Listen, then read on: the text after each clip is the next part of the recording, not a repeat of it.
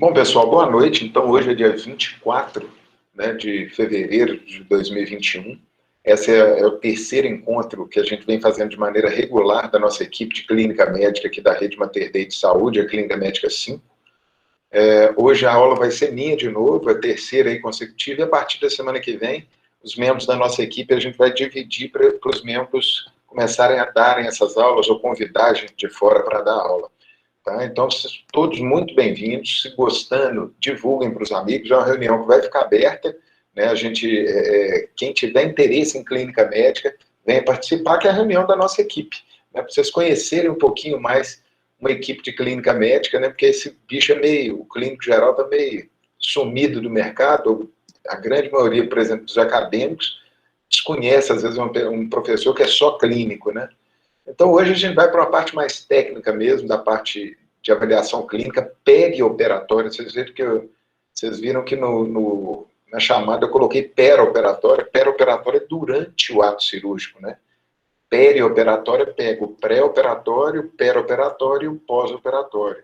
Então, seria isso tudo. Como que a gente faz para reduzir, então, o risco cirúrgico desses pacientes? Isso na rotina nossa de clínico, dentro do hospital, é extremamente frequente, a gente ser chamado para fazer uma avaliação de risco cirúrgico, liberar o risco cirúrgico.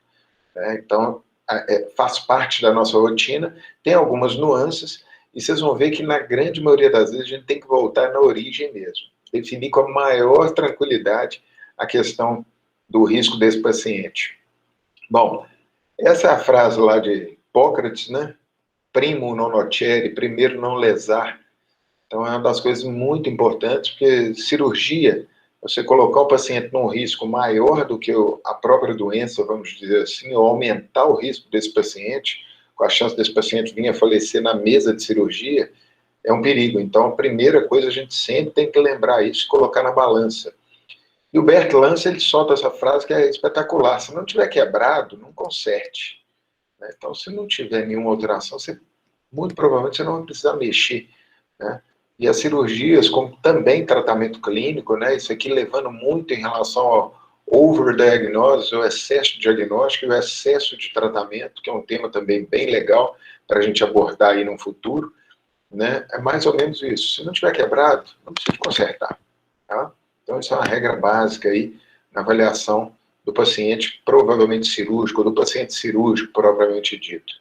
Vale ressaltar, gente, que o bom clínico, ele tem um bom cirurgião do seu lado.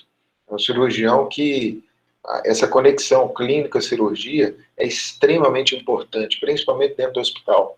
Você conhecer o jeito que o colega trabalha, que o cirurgião trabalha, a disponibilidade do cirurgião, o jeito do cirurgião lidar com seus pacientes, é assim que a gente vai indicando os cirurgiões que vão trabalhar com a gente, vamos dizer assim, né? A gente vai conhecendo e começa a indicar. E aí vai criando-se literalmente um casamento mesmo entre o clínico e o cirurgião dentro do hospital, com esse intuito. Né? O clínico ficar responsável por azeitar as coisas todas em relação a medicações, a controle de dor pós-operatório, até pré-operatório, né? E o cirurgião na habilidade técnica ali para resolver o problema. É raríssimo você pegar um cirurgião que conversa muito com o paciente, que senta, que examina, que volta lá para controlar a dor, né, que passa no paciente de manhã, passa à tarde. É difícil você ter isso hoje. Né? Não é impossível, óbvio que tem vários colegas, né, mas o clínico ele entra como um auxiliar nesse controle pré-operatório. Tá? Então é muito importante haver essa conexão do cirurgião com o clínico. Primeira coisa, em se tratando de cirurgia, é indicação. Gente, uma coisa muito importante. A indicação ela pode ser absolutamente variável, pode não ser certo ou errado, depende muito do próprio médico, né, seja ele clínico ou cirurgião. O exemplo clássico, né, as pedras aí na vesícula, a colelitíase, que é assintomática, uma boa parte dos colegas literalmente não faz nada, e eu sou dessa linha, a gente, se não tem sintoma nenhum, geralmente a gente não intervém, mas tem colegas que intervêm, que fazem a colecistectomia, né, mesmo com o paciente assintomático, pelo risco de pancreatite. Só que o que tem bem definido aí. Na verdade, não existe nada muito bem definido, né? Porque você vai ter um paciente que você não indicou a cirurgia e vai ter uma pancreatite, às vezes grave. Então, essas condutas tomadas, às vezes, baseadas em vivências, elas são muito perigosas. Aí eu tive um paciente que evoluiu mal, e a partir dali você nunca mais toma aquela conduta. Não é por aí, né? Claro que a experiência nossa profissional ela é importante, mas ela não pode ser a balizadora das condutas. Então, a questão da indicação, a indicação cirúrgica, ela pode ser feita pelo clínico também, sem dúvida nenhuma, né? Então, volto a falar para vocês, tem que ter uma sinergia. Um tem que complementar o outro, um tem que perceber aquilo que o outro não está percebendo, né? Então, isso é muito importante.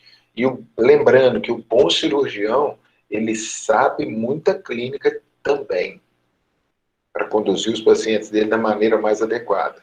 Então, a indicação parte do primeiro pressuposto, né? Tem indicação. E aí, na hora que você vai avisar para o paciente propriamente dito, entra nessa questão que eu gosto muito, da teoria do caos. Prever o evento final, se você não tem todo o discernimento do meio do caminho, todas as variáveis do meio do caminho. Ou seja, o mesmo paciente da mesma idade, sexo, comorbidade, então, assim, aparentemente igual, com a mesma doença, a cirurgia pode evoluir de forma completamente diferente, mesmo com o mesmo cirurgião, com o mesmo tempo cirúrgico, com a técnica absolutamente igual, pode acontecer dos dois evoluírem diferente. Por quê? Cada pessoa é uma pessoa diferente. É isso que a teoria do caos preconiza. Você tem tantas variáveis de pessoa para pessoa que é impossível você garantir. Então, nunca, nunca, nunca, nunca, não, você é 100% de certeza que você vai evoluir bem, tal, porque às vezes uma apendicectomia pode complicar.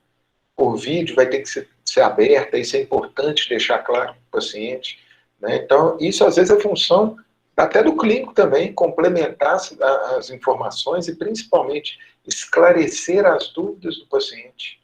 Que a tendência nossa de conversar um pouco mais, de explicar um pouco mais, é maior. Né? Eu volto a falar, não é substituir, é somar. Anamnese do exame físico, seja clínico, seja cirurgião, é o principal para se dar o diagnóstico de uma enfermidade cirúrgica, inclusive.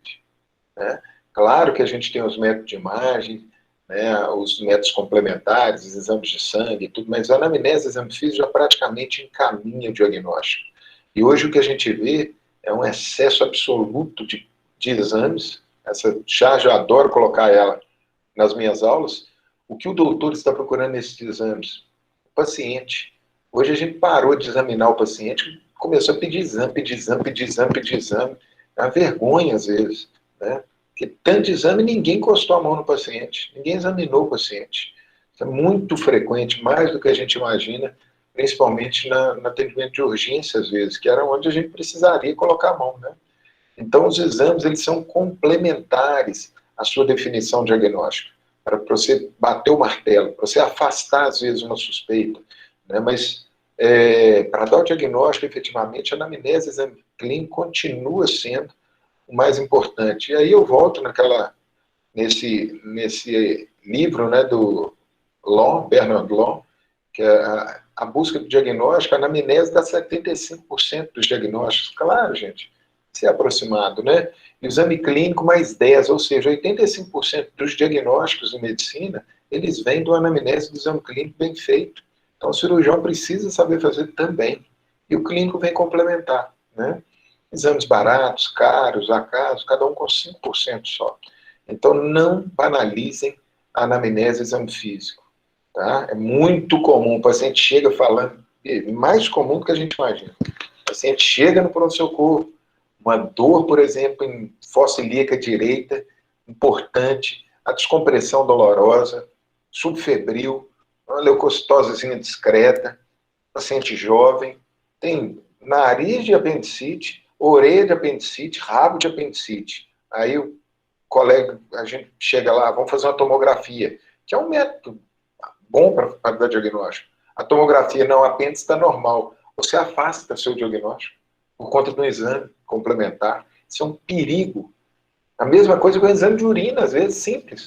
O paciente chega com todas as queixas, por exemplo, de uma pielonefrite ou de uma infecção urinária, e o exame de urina vem normal.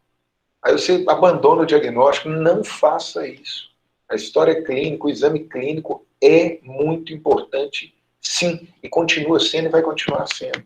Então não banalizem a anamnese do exame físico, na urgência principalmente, mas com qualquer paciente. Tá? É muito comum no pronto-socorro, porque como a gente vai colher a urina, geralmente a gente colhe a primeira urina da manhã, porque a urina está parada ali dentro da bexiga durante a noite, aí há uma proliferação maior de bactéria, e você consegue pegar mais fácil na cultura. O exame vem mais alterado a primeira urina da manhã. Não é à toa que a gente pede a primeira urina da manhã. Né? Então, quando esse paciente chega ao pronto-socorro no final da tarde, tomando muita água durante o dia, porque está com dor para urinar, urinando muito, ele literalmente está lavando. Então, às vezes, você pega um exame de urina inocente, aparentemente inocente, ou muito frusto, e esse paciente tem um quadro de pielonefrite, infecção urinária. Tá? Então, não banalize a anamnese do exame físico.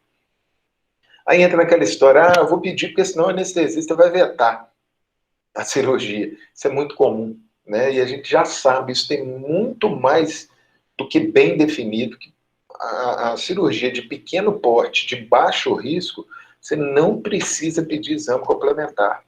Tá? Não precisa pedir coagulograma, função renal, hemograma, não precisa. Se é de pequeno porte, baixo risco, paciente jovem, né, sem comorbidade, não precisa. Aí a gente avalia, por exemplo, a coagulação. Se você pega um paciente que acabou de fazer um tratamento dentário, não teve relato nenhum de sangramento, a chance desse paciente ter alguma coagulopatia que vai impedir uma cirurgia é mínima. Né? Porque na boca a gente tem várias substâncias, literalmente, né? Trombolíticas, ou seja, a chance de você sangrar na boca é muito maior. Então, se você não tem, porque a sua coagulação está boa. E a gente usa isso muito pouco, né? A gente tem que ter o número, tem que ser respaldado. Ah, porque se der errado vai ser processado, porque não pediu. E o pior do que não pedir exame, gente, num pré-operatório, é pedir e não cobrar. Esse é o que mais me dá agonia dentro do hospital. Pede que a bateria de exame não cobra nada, o paciente vai para a cirurgia, faz a cirurgia, volta, ou complica na cirurgia, você nem viu o exame. Se não for mudar, se o exame complementar não for mudar a sua conduta, questione se há necessidade de fazer. E aí, isso aí é o símbolo, né, americano do it yourself, faça você mesmo. Não é porque você é clínico que você não vai dar um diagnóstico do apendicite ou de um abdômen agudo. Não. Cirúrgico. Não. E vice-versa. Não é porque você é cirurgião que você não vai dar um diagnóstico de um abdômen agudo clínico, tratamento clínico. Então, abrir a cabeça nesse sentido, de virar e falar assim, eu sou ortopedista, eu não vou medir a pressão. Não existe isso, gente. Nós somos médicos, né? Então, o ortopedista tem que ferir a pressão, sim. Ah, Breno, você está sonhando. Não, porque o ortopedista que começar a fazer isso, pode ter certeza que ele vai se destacar. Tá? E a gente comentou isso hoje, na aula à tarde. Então, do it yourself, faça as coisas. Não fica empurrando, não. Fica delargando, em vez de famoso delegar, né? Delegar para fulano de tal fazer, não delarga não para o paciente, não. Pega e faz. Então, a questão de orientações, principalmente pré-operatórias, o clínico ele precisa saber também, conhecer o procedimento, as complicações, né, o tempo cirúrgico, a evolução desse paciente, para quando ele conversar com o paciente, acalmar o paciente, deixar o paciente mais tranquilo, né, mais confiante, esclarecer as dúvidas. Porque é muito simples você virar e falar assim, né, isso aí o cirurgião te explica. Não explica, não. Uma boa parte das vezes não explica. Então, as orientações, elas não são obrigação nossa, mas é de bom tom a gente fazer. Entrar dentro. A gente deu um diagnóstico, por exemplo, do apendicite, vou encaminhar para o cirurgião. Nem vai lá dar satisfação. Vai lá, explica para a família, fala que se precisar de qualquer coisa, você vai estar disponível, o cirurgião vai assumir a partir daquele momento. Explica, gente, orienta. Que a grande maioria das vezes, o paciente que está insatisfeito dentro do hospital é por falta de informação. Tá? Então, a orientação cabe a todos nós. Respeitar a autonomia do paciente. O que é isso? Paciente que você indicou a cirurgia muito bem indicada, seguindo tudo, a literatura, tudo certinho, aquilo ali não tem dúvida que aquele procedimento é indicado. Se o paciente virar para você e falar assim, eu não quero fazer, acabou. Tá? A ideia aqui é você ter liberdade para conversar, para dialogar com o seu paciente, Para você não é tentar, às vezes, convencer ele, mas mostrar para ele todos os lados ali da situação e, às vezes, persuadi-lo a operar. Às vezes ele precisa entender o que está acontecendo. Ele negou num primeiro momento porque ele não está entendendo, né? Mas tem que respeitar a autonomia do paciente. O paciente é que define isso, tá? Aí tem aquele termo de consentimento livre esclarecido, que é isso aqui, gente, é único e exclusivamente para o paciente confirmar que o médico explicou para ele. Na boa parte das vezes, o médico entrega para o paciente, lê isso aí e assina. Não explica nada. Não é só cirurgião, não, tá? Clínico, por exemplo, para fazer transfusão de sangue, ele precisa do termo de consentimento.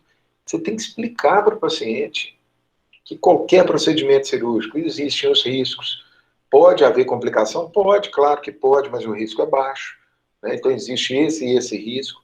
O cirurgião que vai conduzir o caso tem uma experiência boa, pode ficar tranquilo, você vai estar bem olhada, esclarece tudo. Então, o termo de consentimento livre e esclarecido é para isso. Não um papelzinho a mais, não. Tá? Isso aqui é como se fosse um guia para o que você precisa falar para o paciente. Tá? E aí a gente põe sempre na balança. Né? Como eu falei, qualquer procedimento, não só cirúrgico, mas tratamento em medicina, você tem que pôr os riscos e benefícios. Né? Você tem que ver se o risco vai ser maior que o benefício, porque às vezes não vale a pena intervir. Pode acontecer isso? Pode. Com qualquer tratamento, na verdade, em medicina. Beleza? Então, sempre colocar nessa balança. Então, a gente entra na questão da avaliação do risco propriamente dito. Né? Do risco desse paciente. Você foi chamado para avaliar um paciente que vai ser submetido a uma cirurgia. Pode ser letiva, pode ser de urgência. Aí você vai ter que fazer essa avaliação do risco do paciente. Tem 4 fatores importantíssimos. Primeiro, qual a cirurgia que vai ser feita? Né? Uma cirurgia de uma retirada de um lipoma é diferente de um Whipple, por exemplo. Né? Então, são uma neurocirurgia, por exemplo, completamente diferente. Então, a cirurgia, o porte da cirurgia, o tipo de cirurgia é muito importante. O paciente, ou seja, se esse paciente, as comorbidades desse paciente, né, se tem alguma doença mais séria ou não, se toma alguma medicação ou não, se já fez algum procedimento ou não. Então, as características do paciente aqui é para você diminuir o mínimo possível aquela variabilidade lá da teoria do caos que eu falei para vocês. A partir do momento que a gente consegue captar todas, o máximo de nuances possíveis desse paciente, a gente consegue, às vezes, contornar melhor. O cirurgião, e aí a gente costuma falar, né, que o cirurgião, cabelo branco, né, às vezes é muito importante. O cirurgião já com experiência é muito importante. A cirurgia, gente, é um procedimento absolutamente técnico, manual. Né, e se você tem uma curva de aprendizado, e assim, para você falar com a pessoa especialista naquilo ali, a pessoa tem que ter 10 mil horas de campo de batalha ali para você falar que ele já tem uma experiência razoável. Isso alguns trabalhos falam das 10 mil horas, né? E não são todos cirurgiões que chegaram lá ainda. Então, isso é muito importante. Alguns tipos de cirurgia, para alguns tipos de pacientes, né? É muito importante você ter um cirurgião experiente e apto ali para fazer. Tá? Não pode ser qualquer um, às vezes. Ao contrário de alguns procedimentos cirúrgicos. Ó, de urgência, né? De urgência e emergência. O melhor cirurgião é aquele que está mais perto, né? Que vai resolver, vai salvar a vida do paciente. Ao contrário de algumas cirurgias eletivas. E por último, a estrutura. Não adianta ser uma cirurgia relativamente tranquila, o paciente bacana, cirurgião top, se você não tem estrutura para fazer o procedimento. A estrutura não é só da sala cirúrgica, é principalmente do pós-operatório. Tem terapia intensiva no hospital, o risco será que não vale a pena fazer o pós-operatório dentro da terapia intensiva para a segurança desse paciente? Então a estrutura é muito importante. E aí eu vou dissecar cada um deles. Primeira cirurgia. Como eu falei com vocês, se é uma cirurgia de emergência, gente, não tem indicação de fazer risco cirúrgico. Esse paciente tem que ser levado para o bloco imediatamente. É o que a gente vê nos grandes hospitais de trauma, principalmente, né? Tem aquela linha que leva da porta para dentro do bloco cirúrgico. Você já entra já abrindo o paciente no corredor, literalmente, em algumas situações. Então, cirurgia de emergência não exige risco cirúrgico. O risco do paciente morrer antes de você ficar fazendo 1 bilhão de exames é muito maior. Tá? Se é de urgência, você já pode e deve fazer alguns exames, talvez, uma avaliação mais criteriosa. E eletiva, dentro daquilo que eu falei com vocês. Isso é muito variável, tá, gente? Na grande maioria das vezes, a gente pede a penca de exame mesmo para se resguardar. É aí que é o problema, às vezes. Né? Fazer os exames e não ter acesso, ou fazer exame, vir alterado, o que eu vou fazer com isso? Ah, não, essa alteração aí não interfere, não pode liberar para cirurgia. Então, para que você pediu a porcaria do exame? Beleza? E o porte, né? Então, você tem as cirurgias de grande porte, médio, pequeno porte. Então, assim, de acordo com isso, não só a remuneração do cirurgião, ou se vai ter auxiliar, mas como também o risco do paciente. A cirurgia de grande porte, ela pode ser indicadora de um risco mais alto durante a cirurgia. Aí a gente entra na peça fundamental dessa história toda, que é o paciente. E o paciente é esse sistema caótico. Não dá para a gente garantir nada. Eu costumo falar que a incerteza tem que ser dividida. Né? A gente tem que ter segurança naquilo que a gente está falando, mas deixar muito claras as incertezas. Tá? Então, a cirurgia besta pode evoluir mal? Pode. Depois, quem vai conversar com a família? Você. Às vezes não o clínico, o cirurgião, mas às vezes o clínico está perto também, às vezes no CTI, complicou, o paciente, falei, você está lá na linha de frente, você vai ter que comunicar. Então, tem que deixar isso muito claro. Com os pacientes, a gente entra direto nas comorbidades, e aí a gente tem esse índice de Charlson, né, que classifica os pacientes de acordo com as comorbidades.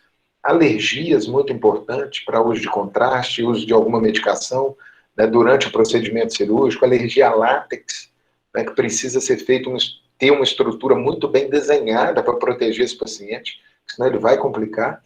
Né, e alergias medicamentosas, às vezes a remédios relativamente simples.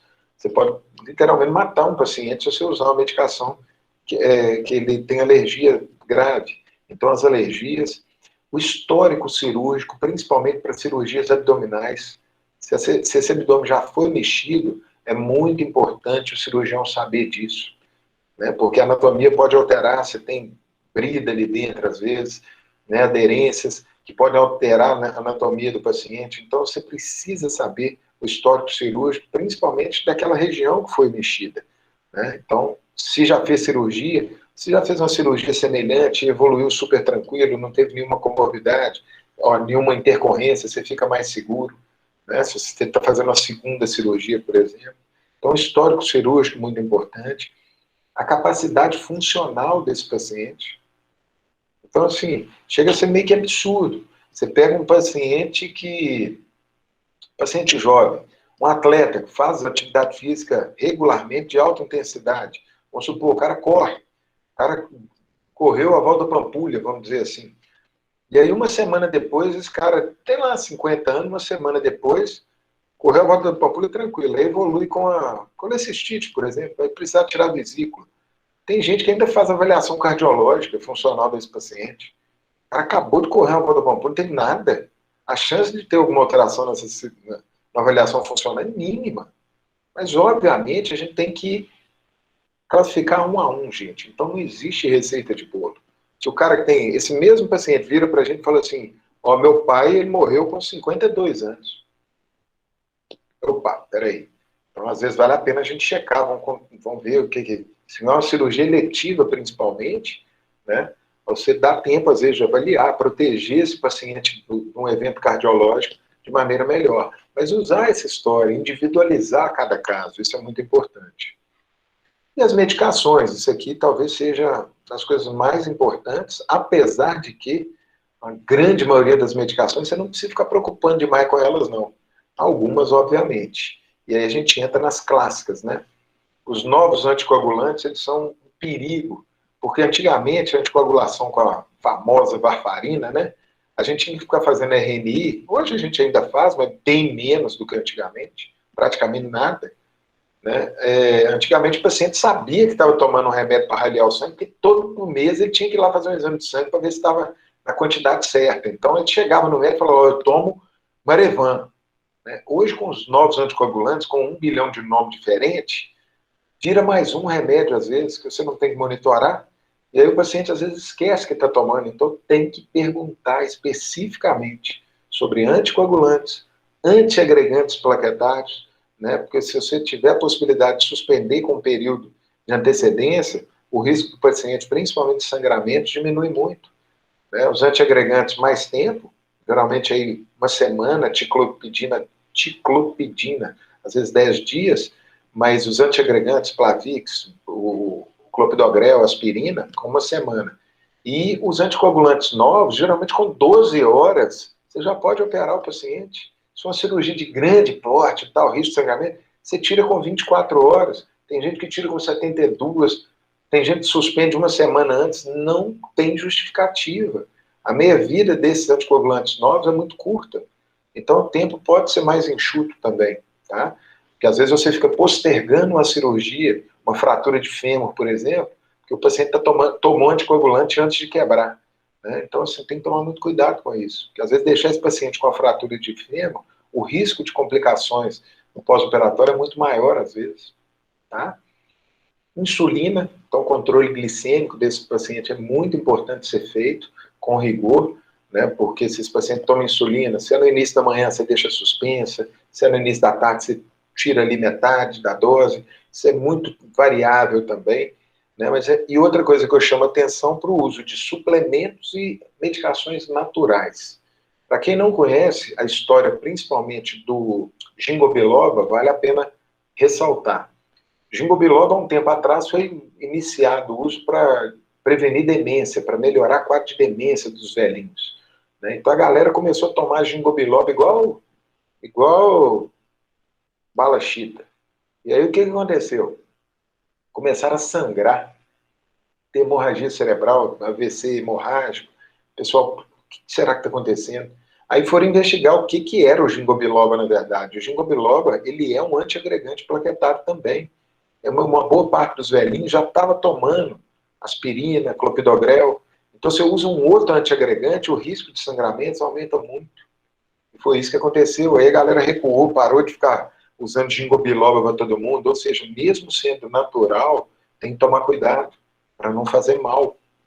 Porque se for fazer mal, você quebra aquele primeiro princípio fundamental lá da medicina, que é o primeiro, não lesar, não causar dano ao paciente. Né? Então, o manejo das medicações é uma das coisas também que a gente faz, dentro do hospital principalmente, mas fora também no pré-operatório, que é muito importante para a segurança do paciente, tá? Esse manejo das medicações.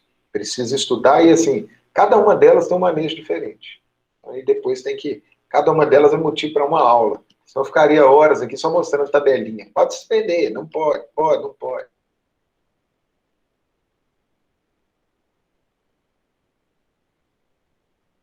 Ético, quadro pulmonar, né? Então isso aqui a gente faz também no pré-operatório, no peri-operatório com anestesista e no pós-operatório. O paciente já é um paciente DPOcítico grave, às vezes vale a pena você usar corticosteroides no pré-operatório, principalmente ali no pós-operatório imediato, para diminuir risco.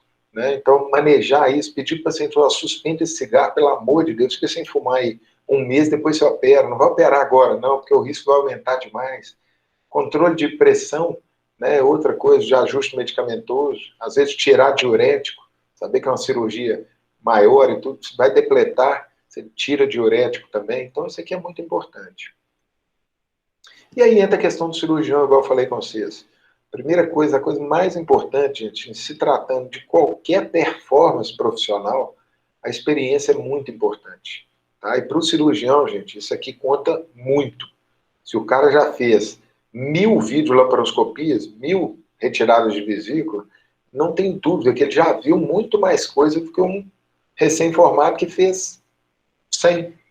Né? Então a experiência conta muito. Isso, quando a gente vai indicar um cirurgião, né, a gente põe isso na balança. Tem alguns casos que são só cirurgiões, cabelo branco, e às vezes careca mesmo, né?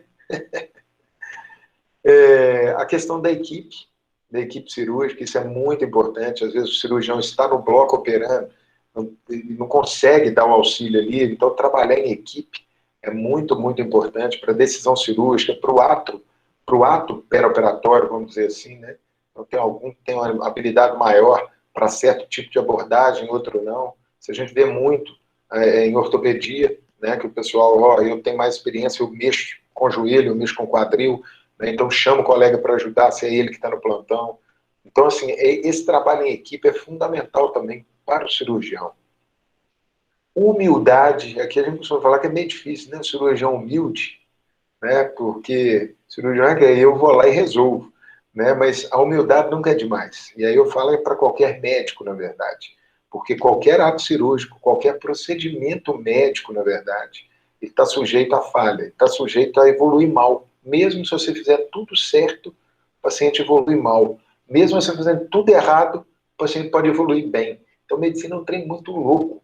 Então, nós temos que ter humildade, reconhecer essa limitação nossa, né? E a coisa que eu considero talvez o maior ativo, e aqui não é só do cirurgião, é de qualquer médico, né, que é a disponibilidade. Não adianta eu ter 1 bilhão de quadros na parede, que eu sou isso, aquilo, doutor, mega, max, ultra, puxa, 200 mil artigos publicados, na hora que o paciente precisa de mim, eu não vou estar disponível, né? Então, a disponibilidade aqui é muito importante. Em algumas cirurgias, melhor cirurgião é aquele que está perto para operar rápido, tá? E aqui o básico, que ou seja, questão de estrutura, né? A gente tem que ter um bloco cirúrgico adequado, a luz ali, esqueci a porcaria do nome, o clínico é foda. Do ajuste ali tem que ser um mínimo adequado também para iluminar, né, o campo cirúrgico. Então, a gente vê coisas esdrúxulas, às vezes, profissionais se gabando, às vezes, de atender ou de fazer cirurgia em condições muito ruins. Isso não deveria ser rotina, isso não deve ser feito. A gente deve querer oferecer o mínimo, o básico para o paciente, né? Foco. Ilusão ali chama foco. Igual eu tinha falado no início, em relação à estrutura, a questão do suporte intensivo, principalmente no pós-operatório. Mas temos também o suporte intensivo no pré-operatório. O paciente chega todo instável, a gente vai monitorar esse paciente, estabilizar esse paciente, deixar ele mais aprumado para o cirurgião com ele mais estável. Então, o pré-operatório dentro da terapia intensiva, principalmente às vezes em trauma, né, ou em alguns casos clínicos, é muito importante você estabilizar esse paciente, mas basicamente no pós-operatório. Se você tem dúvida, se você quer monitorizar esse paciente, se teve alguma intercorrência durante a cirurgia, leva para o CTI. Na dúvida, deixa dormir um dia no CTI, não tem menor problema. Abre, não vai ter vaga. Gente, estou falando no ideal, não estou falando no real. Tá? O real, eu sei da realidade de vários serviços, já vivenciei isso várias vezes, né, que existe o ideal e o real. Mas o ideal seria, às vezes, monitorar esse paciente mais de perto. Ah, mas no meu serviço não dá. Vamos designar alguém, residente, ou você mesmo, às vezes, ou até a enfermagem, para ficar mais atenta com aquele paciente. Os scores de risco, eu gosto muito desse aqui, do American College of Cirurgiões, né, que é o Risk Calculator aí, eu pus o link aí embaixo. Isso aqui, gente, você põe tudo, literalmente tudo. Né? Então, você coloca lá, ele te dá, né, você preenche, de acordo com a cirurgia, né, aqui nesse caso aqui é uma colestectomia aberta, com exploração, drenagem e tal. Você vai pôr nos dados do paciente, então 65, 74 anos, masculino, doença leve, não tem resposta inflamatória, usa diurético, aí ele te dá lá, ó, 16,7% de risco de complicação séria. Olha que doideira. Qualquer complicação, 19,9%. Pneumonia, 3,7%. Complicação cardíaca, 0,5%. Infecção trato urinária, ele te dá tudo. Tá? Então, assim, precisar sair para ir para um negócio de reabilitação, 13%. sepsis, teoricamente, 0%. Né? Então, assim, essas tabelas ajudam muito na prática para você ter isso documentado, para você mostrar, às vezes, para o paciente ficar tranquilo. Eu não sei se vale a pena mostrar também não, porque 1%, às vezes, ou 0,5%, o paciente lê lá, complicação, vamos supor ali, a complicação cardíaca, 0,5%, ai meu Deus do céu, eu vou ter. Então, às vezes, você vai ter que pesar muito a mão com os pacientes, porque alguns pacientes gostam e querem saber também. Então, às vezes, não tem problema nenhum de mostrar.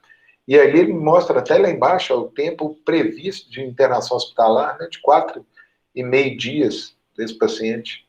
Então, bem legal, isso está aí na internet, disponível, liberado lá para todo mundo. E aí entra na questão do clínico, né, a questão do comanejo. Comanejo principalmente pós-operatório. Não é incomum um paciente interno no hospital já direto no bloco, fez a avaliação pré-operatória fora, entrou direto para o bloco cirúrgico e sai do bloco cirúrgico e a gente assume o comanejo. O que é esse assumir o comanejo do paciente cirúrgico? Profilaxia de trombose venosa profunda, saber a hora certa de iniciar, não esquecer disso. Antibiótico profilaxia em alguns casos. Controle de ansiedade da família, do paciente. Controle de dor, coisa que a maioria das pessoas pede, implora antes de entrar para uma cirurgia, é que não me deixe sentir dor, não. Isso é função nossa, gente. A medicina, a gente já tem recurso para tentar minimizar a dor dos pacientes. A dor pós-operatória é uma delas. E, além disso, a presença nossa perto do paciente dá uma segurança muito maior também. Então, essa é a função do clínico também no pós-operatório. E a gente faz isso com a maior boa vontade dentro do hospital. A gente ajuda, sim, os colegas cirurgiões, às vezes com alta, às vezes com prescrição. Uma boa parte das vezes, a gente que faz a prescrição do paciente cirúrgico, que internou para a cirurgia. Tem que preocupar com isso, não, a gente faz uma boa. Porque além de estar dominando o que está acontecendo, em termos das medicações, profilaxias, controle de dor, esse negócio todo, a gente tem essa liberdade junto com as equipes que a gente trabalha. E a gente tem uma resposta mais rápida. Às vezes o cirurgião está lá dentro do bloco, o residente também não vai poder ir, a gente está por perto, a gente resolve, controla a dor, ou avalia esse paciente para saber se tem alguma complicação. Né? Então a gente já, várias vezes, a gente já ligou para o cirurgião para voltar aí que o bicho pegou. Tem alguma complicação aqui. Né? Então, quando vai criando esse elo do clínico com o cirurgião, a coisa flui muito mais fácil. E aí a gente entra na questão do pós-operatório, igual eu acabei de falar para vocês. O que eu pus essa porcaria do Everest aí? Isso é o cume do Everest. A grande maioria das pessoas que morrem na escalada do Everest é na volta. Mais de 70%, ou em torno de 70% das pessoas que morrem é quando estão voltando. Qual que é a analogia? Pré-operatório muito bem feito, bonitinho, bacana, legal, cirurgia redonda, operou, correu tudo bem, não sangrou nada, belezura e tal. Pós-operatório, relaxa. Na descida, relaxa. Na descida você não tem estrutura na terapia intensiva, às vezes. Não tem estrutura de enfermagem para estar perto do paciente, para captar, às vezes, detectar uma alteração de dados vitais precocemente. Esse paciente evolui mal no pós-operatório. Então não adianta você fazer o pré-operatório, o peri-operatório perfeito se você não faz o pós-operatório de maneira adequada. Se você esquece de uma profilaxia de trombose venosa, aí passa uma semana, o paciente volta com a embolia pulmonar, se volta, né? Porque às vezes é morte súbita. Então a gente tem que pensar no pós-operatório como continuidade do tratamento. O clínico só entra então como se fosse residente de luxo do cirurgião. Isso é a mentalidade mais burra que tem, tá? Nós trabalhamos juntos com os cirurgiões, não tem que ter essa prepotência. Tá bom, não tem problema nenhum, pode me chamar de residente. Eu estou focando no paciente, eu quero o paciente bem. Essa que é a ideia. Então, para a gente pensar um pouquinho, né, em relação a essa confusão toda, vários estudos mostrando, né, que não houve queda de morbidade nos pacientes, né, quando fizeram aquela batelada de exame, esse trem todo. Então, assim, é uma das coisas que a gente volta a falar para vocês, é muito caótico. Então, a gente tem pesquisa que mostra que melhorou a mortalidade, morbidade, tem pesquisa que mostra que não melhorou nada, tem pesquisa que mostra que piorou.